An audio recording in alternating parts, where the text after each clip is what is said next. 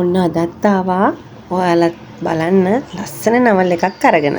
ඉතින් අපි මේ නවල් එකේ විස්තර දැන් කතා කරමු. අද අරන් ආව නවල් එක තමයි ජනප්‍රිය ලේඛිකාවක් වන මොනිකා පුෂ්පකුමාරී රචනා කළ කේසර වලව්ව නවකතාව ගැන. කේසර වලව්ව කියන්නේ සාමාන්‍යයෙන් ආදර කතාවත් එක්කම ගැබ්වෙච්ච වංශාභිමානය, පෞල් බලය, ගෞරවය සහ අතීතයේ සැඟවුණු රහස් ඒ ඔක්කොම මේකට බද්ධ වෙලා තියෙනවා. ඒකම කේසර වලව්ව කියන මහ ගේ ඇතුලේ දැන් ওই වලව්වේ නමනේ කේසර කියන්නේ. එතකොට ওই ගේ ඇතුලේ සිදුවෙන සිද්ධීන්, පවුලේ අභ්‍යන්තර ගැටුම්, ඒකම චරිත අතර ඇතිවෙන වෙනස්කම් කතාව ගැඹුරින් හැඟීම් එකතු කරලා තියෙනවා. ඒක හරීම රසවත්. ඒ වගේම චුට්ටක් බයත් හිතෙනවා සමහර අවස්ථාවන් වල. මට නම් චුට්ටි හිත ගැස්සීම් වගේ දේවලුත් වුණා. කියවගෙන යද්දී ආස හිතෙනවා. එතකොට මේ කතාවේ විශේෂත්වය තමයි ගැඹුරු චරිත නිර්මාණ.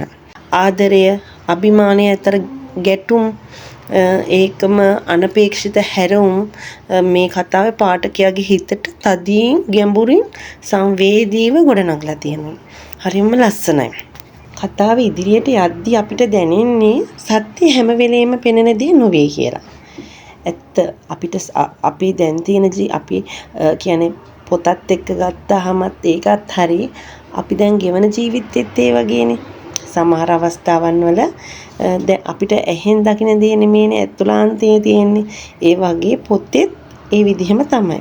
ඒ වගේම පවුලේ ගෞරවය රැක ගන්න තීරණ, ඒ වගේ දේවල් මේකේ ගැබ් වෙලා තියෙනවා. ජීවිතේ ගොඩක් වෙනස් කරන්න වෙන හැටි මේ කතාව හරහා පැහැදිලි වෙනවා. ඇත්තට හරියම ලස්සනට ගොඩනගලා තියෙනවා.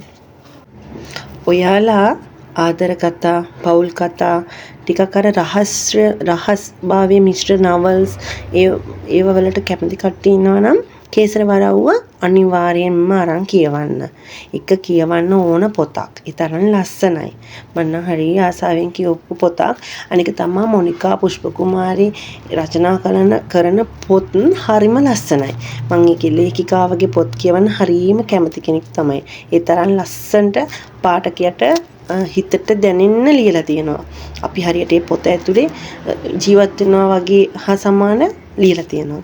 හරියම ලස්සනයි. ඔයාලා මේ නවකතාව කියවලා තියෙනවා නම් ඔයාලගේ අදහස් මට කමෙන්ට් කරන්න. අදට මෙච්චරයි. නැවත අපි හැමෝම ලස්සන පොතක් එක්ක ගෙන් එනවා.